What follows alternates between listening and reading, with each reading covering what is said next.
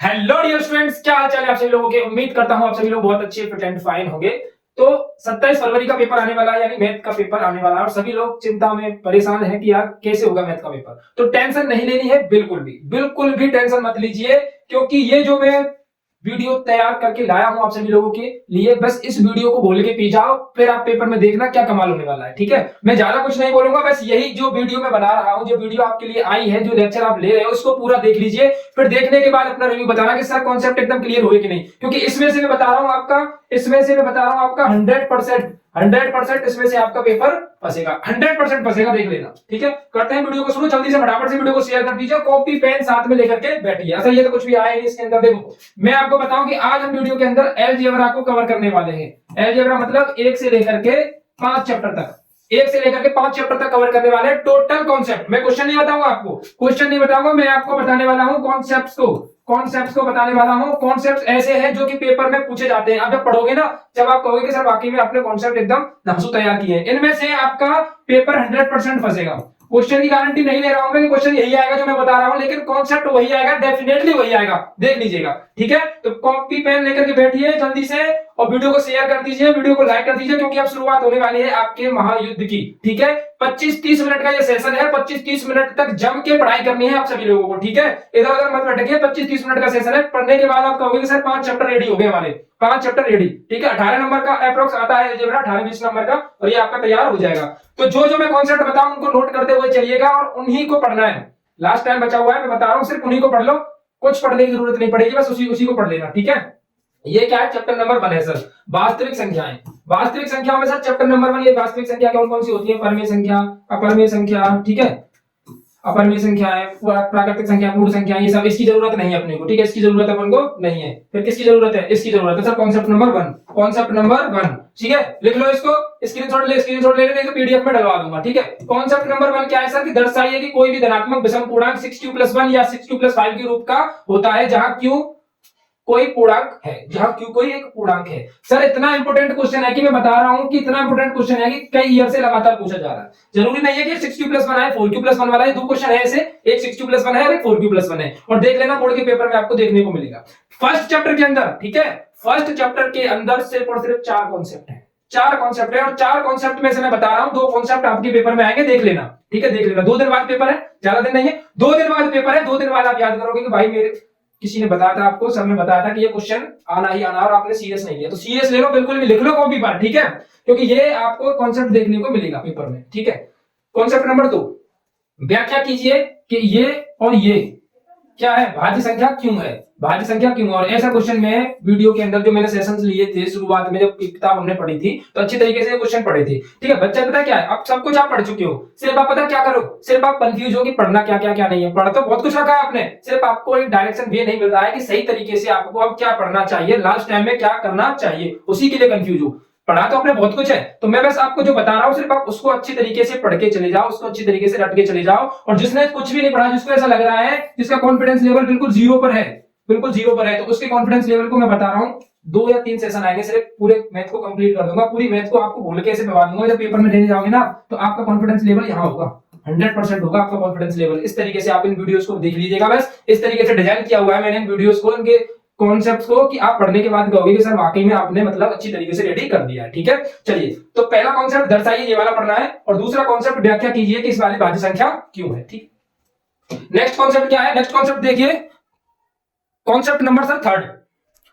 ठीक है, concept number है अपना 3, जांच कीजिए कि क्या किसी प्राकृतिक संख्या n के लिए संख्या 6 की पावर n, सॉरी इस जगह पर नहीं लिखा हुआ है, 6 की पावर n होना चाहिए था, यहाँ पर 6 की पावर n अंक 0 पर समाप्त हो सकती है कि नहीं हो सकती है। ये यहाँ पर 6 की पावर n है, क्वेश्चन एक और है 4 की पावर n, इस तरीके से 5 की पावर n भी आ सकता है। ठीक है, ये क्वेश्चन चेंज हो सकता है, 6 की पावर n, 4 की पावर n, 5 की पावर n 0 पर समाप्त हो सकती है कि नहीं हो सकती, या फिर ऐसा भी हो सकता है कि 5 पर समाप्त होगी कि नहीं होगी, 6 का, इस तरीके का क्वेश्चन। और इस तरीके का क्वेश्चन प्रीवियस पेपर्स में पूछा जा गया है, अब की बार भी पूछा जाने के चांसेस है, तो कोई भी इसको हल्के में नहीं लेगा, इसको अच्छे से रट के जाएगा। ये कॉन्सेप्ट अपना 3 है। ठीक है, करना कुछ नहीं होता है इसमें, n बराबर वैल्यू को मान लेते हैं 1 2 3 4 डॉट डॉट, फिर इसको पुट करते हैं 6 की पावर 1, 6 की पावर 2, 6 की पावर 3, ऐसे ही डॉट डॉट 6 की पावर n। 6 की पावर 1 करते तो 6 आता है, इसको करते तो 36 आता है, इसको करते तो 216 आता है, ठीक है, तो इसका मतलब ये हुआ कि ये सभी नंबर्स 6 6 और 6 पर समाप्त हो रहे हैं, 0 पर समाप्त नहीं हो रहे, तो इसमें लिख दूंगा अतः 6 की पावर n 0 पर समाप्त नहीं होती है। हो गया सवाल, और ये सिर्फ आपका 2 नंबर का क्वेश्चन है, नहीं होती है। ठीक है, ये लीजिए हो गया सवाल, और इस तरीके का क्वेश्चन पूछा जाएगा। ये है आपका कॉन्सेप्ट नंबर 3। क्लियर हुआ कि नहीं हुआ? फटाफट से पूरे जोश के साथ वीडियो को देखो यार, ऐसे काम नहीं चलेगा, पूरे जोश के साथ। क्लियर हुआ कि नहीं हुआ? जल्दी से कमेंट बॉक्स में बताएं मुझे। अगला कॉन्सेप्ट क्या है सर? बहुत ज्यादा, मतलब इसकी डिमांड कितनी है बता नहीं सकता। इसकी डिमांड कितनी है मेरे भाई? इसकी डिमांड, इस क्वेश्चन की डिमांड भाई कितनी है? बहुत ज्यादा डिमांड है इस क्वेश्चन की। तो मतलब ऐसा तो कोई पेपर ही नहीं गया मैंने ऐसा अभी तक, मतलब प्रीवियस ईयर पेपर कॉन्सेप्ट को देखा मैंने, तभी तो मैंने इनको तैयार किया। तो ऐसा कोई भी कॉन्सेप्ट, कोई भी पेपर नहीं गया जिसमें ये पूछा ना गया हो, कुछ ना किसी फॉर्मेशन में जरूर पूछा गया है। √2 एक परिमेय संख्या है, सिद्ध कीजिए। और एक क्वेश्चन ऐसा भी आया था, कैसा आया था सबको पता है, कैसा? 3 - √5 एक अपरिमेय संख्या है, सिद्ध कीजिए। एक अपरिमेय संख्या है, 3 - √5 वाला था, ठीक है, 1/√2 वाला था। यानी कुल मिला के कॉन्सेप्ट ये है कि सिद्ध करना है अपरिमेय संख्या को, किस तरीके से सिद्ध करना। और इसकी वीडियो में शुरुआत में जब पहला लेक्चर लिया था हमने, वन शॉट लिया था, रियल नंबर का वन शॉट लिया था, तो उसमें हमने बहुत अच्छे से क्लियर किया है। अगर किसी को अभी तक ये क्वेश्चन करना नहीं आता है तो जल्दी से फटाफट पर जाइए चैनल पर, वहां पर आपको वन शॉट की प्लेलिस्ट मिल जाएगी, डिस्क्रिप्शन में मैं लिस्ट डलवा दूंगा, वहां पर जाकर के इसको देख लीजिए। ठीक है, क्योंकि ये आपका मैं बता रहा हूं, दुनिया बताएगी 1000%, 100%, और मैं बताऊंगा 1000%। ठीक है, ये क्वेश्चन जरूर देखने को मिलेगा आपको। ठीक है, एक परिमेय संख्या है। तो ये हुआ सर आपका पहला चैप्टर क्लियर। पहला चैप्टर क्लियर हुआ, और पहले चैप्टर में सर पढ़ा क्या, एक बार और रिवाइज कर ले। पहला ये कॉन्सेप्ट पढ़ा √2 वाला, फिर पढ़ा हमने क्या, जांच कीजिए कि क्या प्राकृतिक संख्या 0 पर समाप्त होती है। उसके बाद पढ़ा हमने धनात्मक संख्या, और ये वाला 4 कॉन्सेप्ट ही तो पढ़े, ज्यादा कुछ नहीं पढ़ा। और देख लीजिएगा, 4 कॉन्सेप्ट में से क्वेश्चन पूछा जाएगा। ठीक है, इनको नोट कर लीजिए, चलिए अब है अपना बहुपद। बहुपद में सर ये रैखिक बहुपद होते हैं, 2 तरीके के, द्विघात बहुपद होते हैं। ये सब नहीं पूछा जाएगा आपसे, ठीक है, ये सब नहीं पूछा जाएगा। ऑब्जेक्टिव टाइप में भी आएगा तो भी नहीं पूछा जाएगा। हाँ, बहुपद की घात के बारे में पूछा जा सकता है, तो मैं बता दूं कि जो कोई भी बहुपद, कोई इक्वेशन लिखी हुई है, जितनी बड़ी पावर होती है वही उसकी घात होती है। जैसे कि मैंने ये एक इक्वेशन लिख दी है, इसकी सबसे बड़ी पावर कितनी है, 2 है, तो घात कितनी हो जाएगी, 2 हो जाएगी। ठीक है, तो ये तो नॉर्मल सा कॉन्सेप्ट है। हो सकता है कि आपको ऑब्जेक्टिव टाइप में पूछा जाए, क्योंकि 20 नंबर की क्या है, जल्दी बताएंगे फटाफट। ओएमआर सीट है, ओएमआर सीट में 1 नंबर का क्वेश्चन कुछ भी आ सकता है। इंपॉर्टेंट फॉर्मूले सर, इंपोर्टेंट फॉर्मूले। देखो मुझे लगता है कि आप सभी को याद होंगे, लेकिन अगर 1% चांस में ऐसा हमारा कोई स्टूडेंट जिसको याद नहीं है तो याद कर लेना, क्योंकि इंपोर्टेंट फॉर्मूला है, जरूरत पड़ जाती है अलजेब्रा के अंदर इन क्वेश्चन को सॉल्व करने के लिए, तो इनको याद कर लेना। ठीक है, चलिए सब चीज मैंने रखी हुई है आपके पास, सब चीज रखी हुई है, ऐसा कुछ नहीं छोड़ा कि आपसे रह जाए पेपर में, और आप पेपर करने बैठो, और आप पेपर करने बैठो तो ये सोचो यार सर ने ये कॉन्सेप्ट नहीं बताया। कुछ भी नहीं रहेगा, चिंता नको करने का मेरे भाई, चिंता नहीं मत करना आप, कुछ भी नहीं छोड़ूंगा मैं। सर ये क्या है, ग्राफ लिख दिया, क्वेश्चन नहीं बताया है। तो सर ग्राफ का क्वेश्चन क्या है, चलिए बता देते हैं। ग्राफ का क्वेश्चन सर आपके प्रश्नावली में मिलेगा, आपको प्रश्नावली बता दूं, प्रश्नावली कौन सी है, कहां जा रहा है भाई, प्रश्नावली है आपकी 2.1 है ना, 2.1 में ग्राफ का क्वेश्चन, y बराबर fx। ठीक है, कैसा आएगा सर, ऐसा आएगा, ऐसा। बताइए कि इसके शून्यों की संख्या कितनी होगी। ये क्वेश्चन पूछा गया है प्रीवियस 2-3 ईयर में पूछा गया था, इसलिए मैंने इस कॉन्सेप्ट को लिया है। 1 नंबर का क्वेश्चन है, हो सकता है ऑब्जेक्टिव टाइप में पूछ लिया जाए, इसलिए मैंने इसको लिया है। अब बताइए इसमें आपके इसके शून्यों की संख्या कितनी होगी। ऐसा अगर क्वेश्चन आता है तो आप सबसे पहले फोकस कहां करोगे, x पर। अगर यहां पर ये x लिखा है तो आप क्या करोगे, x एक्सिस के गिनोगे, x एक्सिस पर गिनोगे कि ये जो ग्राफ है कितनी बार कट कर रहा है। अगर यहाँ पर y लिखा होता, इस जगह पर fy लिखा होता, तो आप गिनते y एक्सिस पर कितनी बार कट कर रहा है। तो फिलहाल हमारा क्वेश्चन है fx में, तो x में गिनेंगे तो x एक्सिस में 1 बार कट कर रहा है, 2 बार कट कर रहा है, 3 बार कर रहा है, और 4 बार कर रहा है। तो शून्यों की संख्या कितनी हो जाएगी, यानी हमारे आंसर हो जाएंगे 4। आंसर कितने हो जाएंगे, 4। ग्राफ का क्वेश्चन आ सकता है, 1 नंबर का क्वेश्चन है। मजा आ रहा है कि नहीं आ रहा, फटाफट से कमेंट करके बताएंगे मजा आ रहा है कि नहीं। एकदम कॉन्सेप्ट क्लियर हो जाएंगे, यानी कि आपके अंदर इतना बारूद भर दूंगा मेरे भाई के बोर्ड में जब बैठने कर लगोगे ना, सटाक आंसर। यानी 3 घंटे का पेपर अप्रॉक्स 2 घंटे में कर ही दोगे, अगर अच्छी तरीके से तैयार करके जाते हो कॉन्सेप्ट को, क्योंकि यही मिलेगा, देख लेना, यही मिलेगा आपको। हाँ, तो कहां पर आए हम आ गए सर, किसी बहुपद के शून्यकों के गुणांकों के मध्य में संबंध। सर ठीक है, अगर हमारे पास एक बहुपद दिया हुआ है, आगे चलो थोड़ा सा इससे यही चीज मिलेगी हमको। हाँ यही चीज है, बट हाँ ठीक है, यही चीज है। यानी कि अगर हमारे पास एक द्विघात बहुपद दिया है, ax² प्लस के bx प्लस के c बराबर 0, ये फॉर्मूले हैं, इनको फॉर्मूलों को लिख लिया है मैंने। अल्फा प्लस बीटा बराबर क्या होता है, माइनस के b/a, यानी कि मूलों का योगफल। तो अल्फा इंटू बीटा बराबर क्या होता है, c/a, गुणनफल। ठीक है, ये फॉर्मूले हैं। तो ये सबसे इंपॉर्टेंट फॉर्मूला है इसमें भाई, देखो ये सबसे इंपॉर्टेंट फॉर्मूला है, मोस्ट इंपॉर्टेंट कहूंगा मैं इसको, मोस्ट इंपॉर्टेंट मुझे लगता है आपकी बार।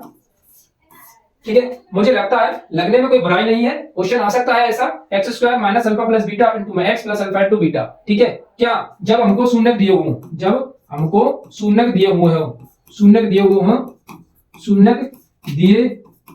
हुए हो तब बहुपद का समीकरण बनाना है। तो क्वेश्चन कॉन्सेप्ट कौन सा इस्तेमाल होगा, x square minus alpha plus beta into x plus alpha into beta. आगे क्वेश्चन आएगा जब देखेंगे। अभी तो ये फॉर्मूला चल रहा था, अब क्या आ गया है कॉन्सेप्ट नंबर 1। चलिए कॉन्सेप्ट नंबर 1 को डिस्कस कर लेते हैं, ठीक है।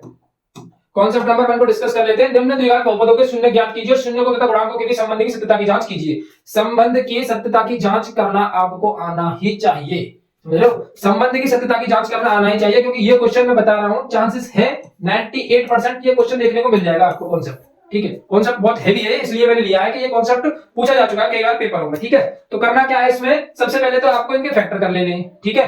फैक्टर करने के बाद फिर फॉर्मूला लगाना है अल्फा प्लस बीटा वाला और अल्फा इंटू बीटा वाला। आप कहोगे सर उसको सॉल्व करके दिखा दो, है ना। सॉल्व करने की बात देखो अभी मत करो तो अच्छा ही है, क्योंकि 5 चैप्टर तक हमको पहुंचना है पढ़ते पढ़ते, कॉन्सेप्ट को रिवाइज करते करते। अगर मैं क्वेश्चन बताने लगूंगा तो ये वीडियो पर ज्यादा लंबा चले जाएगा और मैं आपका टाइम वेस्ट करना नहीं चाहता। मैं क्या बताना चाहता हूं आपको, उसको सुनने की कोशिश कीजिए अच्छी तरीके से। क्या बताना चाहता हूं, मैं बताना चाहता हूं कि हर चैप्टर के कॉन्सेप्ट कौन कौन से तुमको पढ़ने हैं, यानी कौन सी चीज जो है आपको छोड़नी नहीं है। ये चीज जो मैं बता रहा हूं वो आपको मतलब किसी भी कीमत पे, चाहे आप कुछ भी हो रही हो, ठीक है, पर ये चीज छोड़ के नहीं जानी है आपको, ये पढ़ के ही जानी है। और इनको मैंने अच्छी तरीके से अलग से लॉन्ग वीडियो में बताया हुआ है। अगर ऐसा है, बेसिकली मुझे पता है कि जितने बार मेरे व्यूअर्स मेरे स्टूडेंट हैं उन सभी ने वीडियोस देखी है तो उनको तो ये आता है। लेकिन अगर एक आध ऐसा है जिन पे जो न्यू व्यूअर है, अपना न्यू स्टूडेंट है, जिस पर संबंध की सत्यता की जांच नहीं आती है, तो डिस्क्रिप्शन में लिंक है वीडियो की, वहां पर जाकर उसको उसी टॉपिक को जाकर के देख ले, संबंध की सत्यता की जांच कैसे करते हैं। मैं ये नहीं कह रहा पूरी वीडियो को देखे, अपना टाइम वेस्ट मत कर, ठीक है भाई।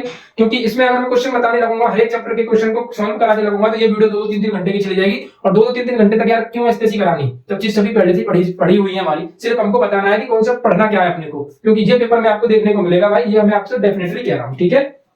तो संबंध की सत्यता की जांच का जो कॉन्सेप्ट है, इसको कोई भी छोड़ के नहीं जाएगा, इग्नोर नहीं करेगा। इसको इग्नोर मत कीजिए, इग्नोर करने वाली चीज को इग्नोर कीजिए, ठीक है। इग्नोर कीजिए इंस्टाग्राम को, अभी फिलहाल कुछ दिनों के लिए इंस्टाग्राम को इग्नोर कर दीजिए, क्योंकि पेपर टाइम है। सोशल मीडिया को बिल्कुल इग्नोर कर दीजिए, ठीक है ना। जो इग्नोर करने वाली चीज है उनको इग्नोर कर नहीं रहे हो, और पेपर में जो आने वाली चीज है उनको इग्नोर कर रहे हो, ठीक है। तो ये इग्नोर नहीं करनी है। संबंध की सत्यता की जांच को अच्छे से रट के जाना है, पेपर में देखने को मिलेगी। चलिए नेक्स्ट क्या है, कॉन्सेप्ट नंबर 2 है सर, वही है, देखो शून्य का योग दिया हुआ है और गुणनफल दिया हुआ है, ठीक है, 1 और 2, यानी पहला वाला अगर योग लिख रहा है तो पहले वाला अपना योग हो जाएगा, दूसरा वाला क्या हो जाएगा, गुणनफल हो जाएगा।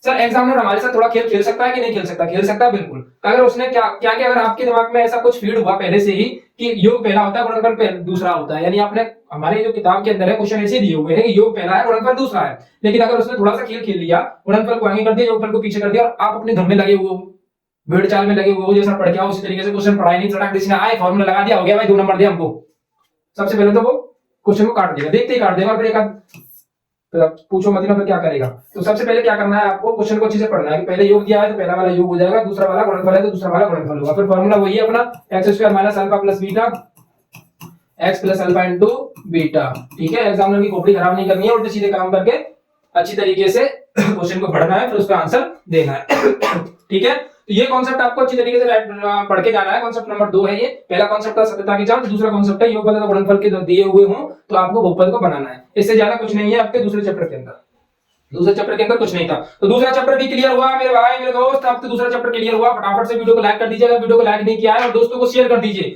क्योंकि ये जिस तरीके के कॉन्सेप्ट मैं आपको बता रहा हूं आपको यूट्यूब पर कोई नहीं बताएगा। क्वेश्चन सॉल्व करके बताएंगे, 1-1 घंटे 2-2 घंटे 4-4 घंटे की वीडियो, इसको कर लो उसको कर लो फलांग। मैं सिर्फ आपको मतलब मीन टू मीन बात बता रहा हूं कि आपको करना क्या है, ठीक है। वो सब चीजें फालतू की बकवास करनी नहीं है, अपने को मेन टू मेन टॉपिक पे बात करनी है। 2-4 वाले रैखिक समीकरण कैसे होते हैं, जिनमें 2 चर होते हैं, एक्स और वाई, ये पढ़ के जाना है भाई, इसको रट के जाना है, ठीक है। हाँ भाई इसको रट के जाना है। चलिए काम करते हैं, इसको मैं हटा दिए, ठीक है, हटा दिए भाई, हटा दिए बाबू। अब देखो क्या करना क्या है, मैं कुछ क्वेश्चन पूछ रहा हूं, देखते हैं कौन कौन जवाब देता है, देखते हैं कौन कौन जवाब देता है। यानी कि a1/a2 is equals to b1/b2 not is equals to c1/c2। ये क्या होता है, संगत होता है कि संगत होता है, देखते हैं कौन बताता है। जल्दी फटाफट, ऑप्शन है आपके पास संगत ए और संगत बी, देखते हैं किसका आंसर एकदम करेक्ट आता है। कितने बंदे हैं हमारे, कितने स्टूडेंट हैं हमारे जो कि एकदम सही डायरेक्शन में चल रहे हैं, देखते हैं कितने का आंसर सही आता है। अगर एक क्लिक करेंगे तो संगत होगा, बी क्लिक करेंगे तो संगत होगा। फटाफट से कमेंट बॉक्स में आंसर फुर्ती से। चलिए ये आपको याद करके जाने, ये आपको याद होने चाहिए। पहला कॉन्सेप्ट 1, पहला कॉन्सेप्ट 1 क्या है सर अपना, पहला कॉन्सेप्ट 1 है ग्राफीय विधि से क्वेश्चन को हल करना। ये क्वेश्चन पूछा जाता है पेपर के अंदर, ग्राफीय विधि वाला, ठीक है, तो इसको अच्छे से करके जाएंगे। ग्राफ बनाना, यानी ग्राफ कैसे बनाते हैं, 2 क्वेश्चन दिए हुए अपने पास, ग्राफ कैसे बनाते हैं। ये वीडियो है, वन शॉट वीडियो है एक्सरसाइज 3.1 की। अगर किसी पर ग्राफ बनाना नहीं आता है तो वहां पर जाकर के देख लीजिएगा, सिर्फ उसी स्टेप को देखिएगा जहां मैंने ग्राफ बनाना सिखाया है। पूरी वीडियो मत देखना, टाइम वेस्ट होगा आपका, क्योंकि आपका बच्चे को जो चीज तो आती है, सिर्फ अगर ग्राफ बनाना नहीं आता है तो आप जाकर के देख लीजिएगा, पर ग्राफ को अच्छे से करके जाना है। ठीक है, चलिए नेक्स्ट है अपना, क्या टॉपिक है नेक्स्ट तो यही है, समीकरण को कैसे हल करना है। तो प्रतिस्थापन विधि और विलोपन विधि सब पर आती है। सर ये इंपॉर्टेंट क्वेश्चन है, ये सर इंपॉर्टेंट क्वेश्चन है। क्वेश्चन क्या है कि एक किस मान के लिए समीकरण लिखा है इतना और इतना का कोई विद्यमान हल नहीं है, यानी कोई हल नहीं है। तो करना कैसे इसको, 2x प्लस से ky बराबर में 1, यानी k का मान इस तरीके से क्वेश्चन आता है तो करेंगे कैसे। चलिए कॉन्सेप्ट को समझ लीजिए अच्छी तरीके से। इसमें करना क्या है, सबसे पहले आपको यहां ध्यान देना है, ये क्या कह रहा है, ये कह रहा है मेरा, क्या कह रहा है, कोई हल विद्यमान नहीं है। मैंने कोई हल नहीं कब होता है, कोई भी सॉल्यूशन ना हो, कोई भी सॉल्यूशन ना होता तब कब होता है, ये सब केस कब बनता है, a1/a2 बराबर b1/b2 not is equal to c1/c2, यानी कि जब लाइंस पैरेलल होती हैं। जब लाइंस पैरेलल होती हैं तो कोई सॉल्यूशन नहीं होगा। तो पैरेलल के लिए क्या होता है, आगे वाला बराबर पीछे वाला नॉट बराबर। ठीक है, तो 2/3 a1/a2 k/-k5 b1/b2 not is equal to 1/7। हमको तो इक्वल टू वाले से मतलब है, सॉल्व करेंगे, माइनस के 10/3 बराबर में आ जाएगा k। ये हो गई आपकी k की वैल्यू, आंसर हो गया सॉल्व। ये आएगा आपका ऑब्जेक्टिव टाइप क्वेश्चन में। ठीक है, तो इसको याद करके जाना है, अच्छी तरीके से समझ के जाना है। ये आप पर विलोपन विधि, 2 चीजें आपको अच्छी तरीके से आनी चाहिए। समीकरण को कैसे सॉल्व करेंगे, विलोपन विधि, ये तो सब पे अच्छी तरीके से आती है। विलोपन विधि हो गई और आपकी प्रतिस्थापन विधि। एक विधि को अच्छे से कंस्ट्रक्ट करके चले जाइएगा। अब आप में से कुछ बच्चे ये कह रहे होंगे सर कि अगर ऐसा हुआ कि क्वेश्चन में यही आया कि प्रतिस्थापन विधि द्वारा क्वेश्चन को हल कीजिए, देखो मैं आपको बताऊं कि अगर आप पर जो मेथड आता है, अगर उसी ने उसको एग्जामिनर ने वही पूछा है तो आप उसी से करके आइए। अगर वो मेथड नहीं आता, दूसरा मेथड आता है, क्वेश्चन सॉल्व तो कर दोगे, लेकिन वो नहीं आता जिससे पूछा उसने, तो कोई फर्क नहीं पड़ेगा, आप उसको सॉल्व करके आइएगा जो आप पर आता है। अगर क्वेश्चन 3 नंबर का है तो आपको वो 2 या 2.5 नंबर जरूर देगा, आधा नंबर काट लेगा, कोई दिक्कत नहीं, लेकिन क्वेश्चन तो सॉल्व किया है ना आपने, तो जरूरी नहीं है कि कौन सा मेथड आता है, बस सॉल्व करना आना चाहिए अच्छी तरीके से। ठीक है ना, चलिए अब आ जाइए भाई वर्ड प्रॉब्लम पर। चैप्टर नंबर 3 से वर्ड प्रॉब्लम आती है, सबको पता है अच्छी तरीके से। ठीक है, तो करेंगे कैसे, तो करना तो मैं भी नहीं बता रहा आपको इसमें से, सिर्फ क्योंकि इस क्वेश्चन को सॉल्व करने लगूंगा तो काफी टाइम लगेगा। मैंने क्वेश्चन को लिख दिया है, इस तरीके की वर्ड प्रॉब्लम देख लेना, देखने को मिल जाएगी। तो कॉन्सेप्ट नंबर 4 क्या है अपना, यहाँ पर 2 अंकों की संख्या एवं उसके अंकों को पलटने पर बनी संख्या का योग 66 है। यदि संख्या के अंकों का योग अंतर 2 हो तो संख्या ज्ञात कीजिए। ऐसी संख्या कितनी है, ये तो इसको हटाओ इसमें से। ठीक है, ये सब नहीं है। चलिए अब देखो, ये 2 अंकों वाली जो संख्या है ना, चैप्टर नंबर 3 के अंदर 4 कॉन्सेप्ट, 4 या कुछ क्वेश्चन ऐसे हैं जिनके वर्ड प्रॉब्लम के जो कि बार बार पूछे जाते हैं। तो इनमें से ये तो ना सबसे टॉप पे ऊपर बैठा है, यानी ये जो है सबसे टॉप पर बैठा है ठीक है, ये किसी को आने के कम चांसेस देता है। 2 अंकों वाला सवाल, ये 2 अंकों वाला सवाल ना हर पेपर में देखने को मिला है मुझे। तो ये 2 अंकों वाला सवाल आपको ना रट्टा मार के जाना है, इसका करते कैसे हैं, और ये सब आपको मिल जाएगा वीडियोस के अंदर। ठीक है, बेसिकली मुझे पता है कि सब बच्चों पर आता ही होगा ये कॉन्सेप्ट। अगर नहीं आता है तो जाकर के जरूर देखिएगा, प्लीज जाकर के जरूर देख लीजिएगा, क्योंकि फिर मत कहना कि सर आपने बताया नहीं था। ये कॉन्सेप्ट आपको देखने को मिल जाएगा पेपर में, देख लेना। ठीक है, 2 अंकों वाला जो क्वेश्चन है उसको, 2 अंक कौन से होते हैं हमारे, 2 अंक 10x + y, 2 अंकों की संख्या होती है 10x + y, और उनका अंक कौन से होते हैं, x और y होते हैं। उनके अंक कौन से होते हैं, x और y। 2 अंकों की एक संख्या एवं उसके अंकों को पलटने से बनी संख्या। पलटने से कैसे होती है कि x की जगह पर y लिख दो, y की जगह पर x लिख दो। ये क्वेश्चन मैंने अच्छी तरीके से सॉल्व कराया है, वीडियो जाकर के देख लीजिए चैप्टर नंबर 3 के अंदर। ठीक है, तो 2 अंकों वाला जो क्वेश्चन है उसको छोड़ के नहीं जाना है। कॉन्सेप्ट नंबर 4 है 5 वर्ष पूर्व। एज रिलेटेड क्वेश्चन एक आ सकता है पूछने को, बहुत आसान सा क्वेश्चन होता है। ठीक है, तो इसको अच्छी तरीके से रिवाइज करके जाइएगा, पेपर में पूछा जा सकता है ये। ठीक है, क्या क्या किस चीज की प्रोबेबिलिटी है वो सब चीज मैं आपको बता दे रहा हूँ, ये देख लेना, ये आपको देखने को मिल जाएंगे। फिर मत कहना कि सर हमने नहीं पढ़ा है, हमको आपने नहीं बताया कि ये सब चीज थी। ये आपको देखने को मिल जाएगा, इस तरीके का क्वेश्चन आपको देखने को मिल जाएगा, और इसके भी चांस अच्छे खासे है। कई पेपरों में मैंने इस क्वेश्चन को देखा है। तो यदि एक भिन्न ऐसी हो जिसके अंश में 1 जोड़ दिया जाए, हमें से घटा दिया जाए, काफी पॉपुलर क्वेश्चन है, पेपर में पूछा जाता है। ठीक है, तो आपको ये पढ़ के अच्छे से जाना है। इतने ही वर्ड प्रॉब्लम्स हैं, ज्यादा वर्ड प्रॉब्लम्स नहीं है, चैप्टर नंबर 3 के अंदर सिर्फ इतना था। जो मैंने वर्ड प्रॉब्लम बताई है उनको अच्छे से पढ़ के चले जाना। यानी कि जो 2 अंकों वाला नंबर का 2 अंकों वाला क्वेश्चन है वो, एक एज रिलेटेड वाला है वो, और जो कि आपका अंश और हर वाला, जिसमें अंश में 1 जोड़ने पर तथा हमें से घटाने पर भिन्न इतने में परिवर्तित हो जाती है, उसको अच्छे से पढ़ के जाना। ठीक है, वो पढ़ के चले जाइएगा। मैं बता रहा हूँ 3-4 कॉन्सेप्ट में से वर्ड प्रॉब्लम आसानी से आपकी फंस जाएगी, और इन्हीं में से आती है, ज्यादा कुछ अलग से नहीं आता है। चैप्टर नंबर 4 पर आ गए हम, चैप्टर नंबर 4 पर आ चुके हैं, और देखो 4 में क्या है, 4 में है अपना द्विघात समीकरण। द्विघात समीकरण में सर कुछ नहीं करना है, गुणनखंड विधि आपको अच्छे से आनी चाहिए सॉल्व करने के लिए, गुणनखंड विधि। ठीक है, ये आपको अच्छी तरीके से आनी चाहिए, इसकी रिकमेंडेशन ज्यादा है। ठीक है, अच्छा इसमें पढ़ना क्या है हमको, वो चीज मैं आपको बताऊंगा। सर द्विघात समीकरण के विविक्तक को पढ़ना है आपको, डिस्क्रिमिनेंट, इसको इंग्लिश में बोलते हैं डिस्क्रिमिनेंट। ठीक है, डिस्क्रिमिनेंट को पढ़ के जाना है सर, डी बराबर बी स्क्वायर माइनस के 4ac।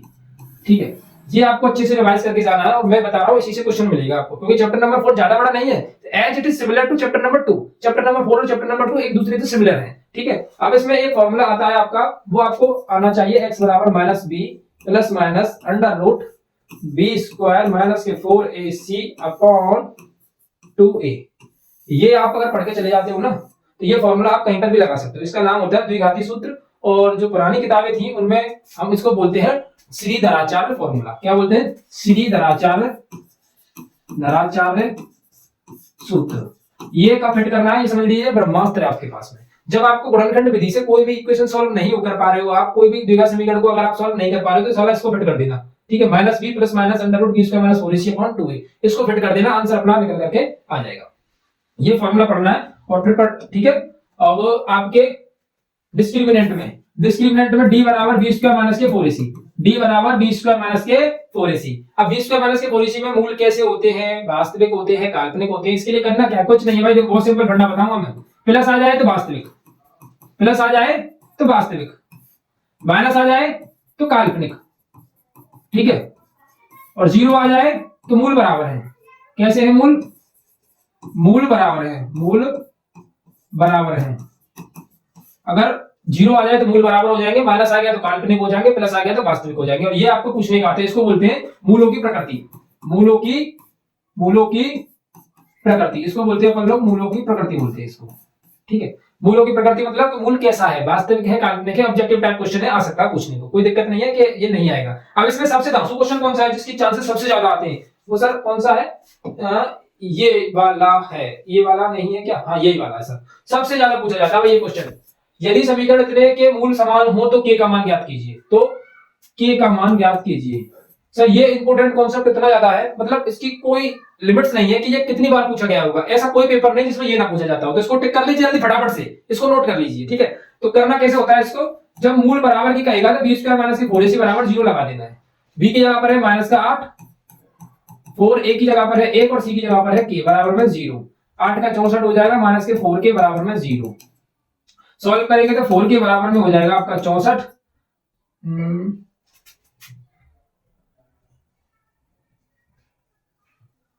ठीक है, 4 के बराबर में हो जाएगा आपका 64 और 16 चौके 64 के बराबर आ जाएगा 16 आंसर। ठीक है, इस तरीके का क्वेश्चन आपसे कई बार पूछा गया है, जिसकी कोई गिनती नहीं, इतनी बार पूछा गया है, समझ लीजिए। मूलों की प्रकृति मैंने अभी आपको बताया कि अगर d की वैल्यू, ये d सॉल्व करोगे आप बी स्क्वायर माइनस के 4ac करके, तो अगर प्लस आएगी तो वास्तविक, माइनस आएगी तो काल्पनिक, इस तरीके से ये कॉन्सेप्ट आपसे पूछा जाएगा। और इसमें सबसे ज्यादा इंपॉर्टेंट तो वही है k का मूल, k का मान ज्ञात कीजिए। ठीक है, ये द्विघाती समीकरण है, इसको किससे करना है? x बराबर minus b plus minus under root b square minus के 4ac अपॉन 2a। इससे सॉल्व करोगे तो आंसर निकल करके आ जाएगा। यस सर, अब आपका चैप्टर नंबर 4 खत्म हो गया। चैप्टर नंबर 4 में सबसे ज्यादा इंपॉर्टेंट हमने क्या पढ़ा था वो आपने देख ही लिया है। अब अपना लास्ट चैप्टर है अलजेब्रा का समांतर श्रेणी, और समांतर श्रेणी में मोस्ट इंपोर्टेंट कॉन्सेप्ट को लिया है मैंने, जिनसे पेपर में क्वेश्चन पूछा जाता है। अब आपको एक चीज याद हो, आपको तो नहीं पता है, मुझे पता है, अगर आपने पेपर पिछली साल का एनालाइज किया हो तो पिछली साल अपने पेपर के अंदर समांतर श्रेणी नहीं दी गई थी, पिछली साल की उससे पिछली साल। ठीक है, समांतर श्रेणी का क्वेश्चन नहीं था।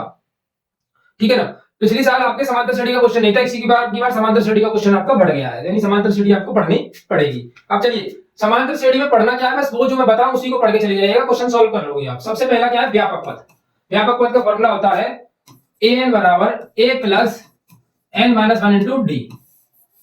अब समांतर श्रेणी सर क्या होती है? ऐसी श्रेणी, जो सबको पता है यार समांतर श्रेणी क्या होती है, ऐसी श्रेणी जिनके बीच का अंतर समान होता हो, समांतर श्रेणी कहलाती है। ठीक है, बहुत छोटा सा टॉपिक है, बहुत आसान टॉपिक है, मजेदार टॉपिक है। अब फिर पढ़ना क्या, देखो जैसे इस तरीके का क्वेश्चन। सबसे पहला कॉन्सेप्ट नंबर 1, आपका कॉन्सेप्ट नंबर क्या है? ये 1 है। समांतर श्रेणी का कौन सा पद 499 होगा? कौन सा पद 499 होगा? जब ऐसा क्वेश्चन आए कि कौन सा पद 499 होगा, तो हम लिखेंगे कि मान लीजिए कि n का पद ही अपना 499 होगा। कितना हो गया? a बराबर मान लेंगे 499, a बराबर क्या हो जाएगा? 3 हो जाएगा। और d कैसे निकालते हैं? पीछे वाले टर्म में से आगे वाले टर्म को घटा करके, तो 7 में से 3 घटाएंगे तो कितना बचेगा, 4 बचेगा। सॉल्व कर दीजिए an का फॉर्मूला लगा के, आपका आंसर निकल करके आ जाएगा। ठीक है, ये कॉन्सेप्ट आपको लगाना है, n पद वाला फॉर्मूला है, और ये क्वेश्चन आपसे पूछा गया है कई बार पेपर के अंदर। ठीक है, नेक्स्ट क्वेश्चन, किसी समांतर श्रेणी का तीसरा पद का क्या मतलब होता है सर? तीसरा पद का मतलब होता है a + 2d, यानी एक कम करके लिखते हैं 18 है। सातवां पद 30 हो, सातवां पद का मतलब सर a + 6d 30 हो जाएगा। अब इसमें विलोपन विधि लगाओगे आप, विलोपन विधि लगाओगे आप, a और d की वैल्यूज निकाल दोगे, a की वैल्यू निकाल दोगे, d की वैल्यू निकाल दोगे, और पूछ क्या है 15वां पद, तो 15वां पद क्या होता है a + 14d, तब a और d की वैल्यू आ जाए तो a की वैल्यू a की जगह पर, d की वैल्यू d की जगह पर, आंसर निकल करके आ जाएगा। इस तरीके का क्वेश्चन आपसे पेपर में पूछा गया है। ठीक है, वही कॉन्सेप्ट मैंने उठाया है जो पेपर में पूछा गया है, इससे अगर मैं कुछ फालतू बता ही नहीं रहा हूं आपको, बस उन्हीं कॉन्सेप्ट को पढ़ते जाइए। ऐसा क्वेश्चन का कॉन्सेप्ट आपको अच्छे से पढ़ना है कि एक पद इतना है, दूसरा पद इतना है, तो कोई और पद पूछता है। ठीक है, तो इस तरीके का कॉन्सेप्ट आपको अच्छे से रिवाइज करके जाना है। अब चलिए सर, a बराबर दिया हुआ है 9 - 5n समांतर श्रेणी का nवां पद है, तो समांतर सार्वधातुक लिखिए। ये क्वेश्चन आपसे पेपर में फ्रीक्वेंटली पूछा जा चुका है कई बार। ये क्या दिया होता है, an बराबर दिया होता है 9 - 5n। ठीक है, तो nवां पद है ये, तो सर्वांतर लिखिए। सर्वांतर का मतलब होता है d बताना है हमको। तो d कैसे बताते हैं, पहले पहला पद निकालिए, तो पहला पद के लिए n बराबर 1 रखेंगे, तो a1 निकल के आएगा 9 - 5 × 1, तो a1 निकल कर आया अपना 4।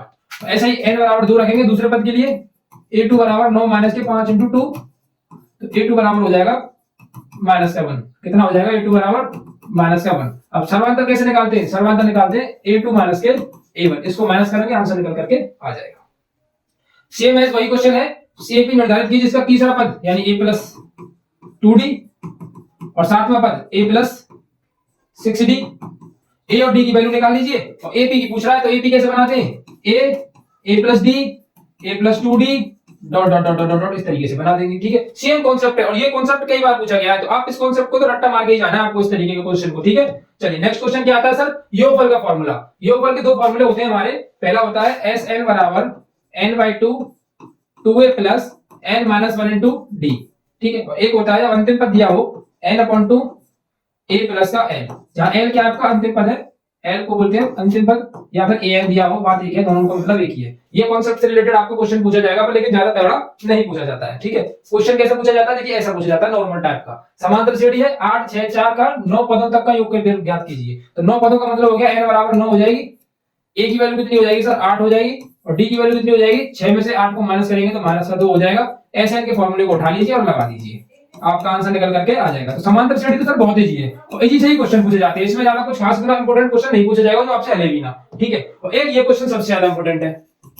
यदि समांतर श्रेणी में काफी सारे कॉन्सेप्ट्स हैं, जिनमें से मैंने गिने चुने वही कॉन्सेप्ट लिए जो पेपर में रिवाइजेस हैं। तो ये कॉन्सेप्ट ये है, 2 अंकों वाली कितनी संख्या 3 से विभाज्य है। अब 2 अंकों वाली संख्या सोचो, 2 अंकों वाली संख्या कहां से शुरू होती है, 10 से। 3 2 अंकों वाली कितनी संख्या 3 से विभाज्य, खत्म काम होती है 99 पे। तो 3 से विभाज्य कहां से शुरू होगी, 12 थी, क्योंकि 12 3 से डिवाइड हो जाएगी, फिर 15 हो जाएगी, और डॉट डॉट डॉट कहां तक चलेगी 99 तक। अब हमको सीरीज मिल गई, a की वैल्यू हो जाएगी आपकी 12, d की वैल्यू हो जाएगी आपकी 3, और ये क्या है आपका an दिया है। अब आपको निकालना क्या है, n की वैल्यू। अब आप an वाले फॉर्मूले को लगाइए और आपका आंसर आ जाएगा। ऐसा क्वेश्चन आपके पेपर में पूछा जा सकता है। ठीक है, तो आपका 5th चैप्टर भी खत्म हो गया, यानी पूरा अलजेब्रा हम लोग अपने फिनिश कर लिया, पूरा अलजेब्रा कंप्लीट। अलजेब्रा अपना क्या हो गया, कंप्लीट। और इससे ज्यादा मैं बता रहा हूं ना आपको, कुछ भी नहीं पूछा जाएगा। ठीक है, इससे ज्यादा आपसे अलजेब्रा के अंदर कुछ नहीं पूछा जाएगा, देख लेना पक्का। ठीक है, और आपको एक और चीज बता दूं, जैसे कि तुमको पता ही होगा, मैंने कई वीडियोस में बताया है, आप टेलीग्राम चैनल पर चले जाइए। ठीक है, जिसकी डिस्क्रिप्शन में लिंक मिल जाएगी, वहां पर एक पीडीएफ है। क्या है, एक पीडीएफ है, जिसको मैंने काफी दिनों पहले डाल चुका हूं, अब तक तो बच्चों ने लगा भी दी होगी। वो पीडीएफ है जिसमें आपके 1.5 से प्लस क्वेश्चन है। कितने हैं, 1.5 से प्लस क्वेश्चन है आपके, और 1.5 से प्लस क्वेश्चन सर आपके वो 10 इयर्स के प्रीवियस ईयर क्वेश्चन है, 10 इयर्स के, जिसमें से ना 1000% चांस है कि आपका पूरा पेपर फंस जाएगा। ठीक है, तो आप प्लीज जाइए वहां पर फटाफट से और उनको लगा लीजिए। अगली वीडियो आपकी 6th 7th 8th 9th इन 4 चैप्टर पर आएगी अगली वीडियो, और तीसरी वीडियो के अंदर तो पूरा मैथ खत्म। और तीनों मैथ के जितने भी कॉन्सेप्ट बताए ना, सब एकदम धांसू कॉन्सेप्ट है, इनसे ज्यादा पेपर बाहर नहीं आएगा। तो इनको अच्छे से रिवाइज कर लो और अगली वीडियो में मिलते हैं। जब तक इनको अच्छे से कंटेस्ट कर लो, 5 चैप्टर यानी कि आपका 20 नंबर पूरा कंप्लीट हो गया। ठीक है, अभी तक वीडियो को लाइक नहीं किया है तो भाई अब तक लाइक कर ही दो वीडियो को, जल्दी से शेयर भी कर दो।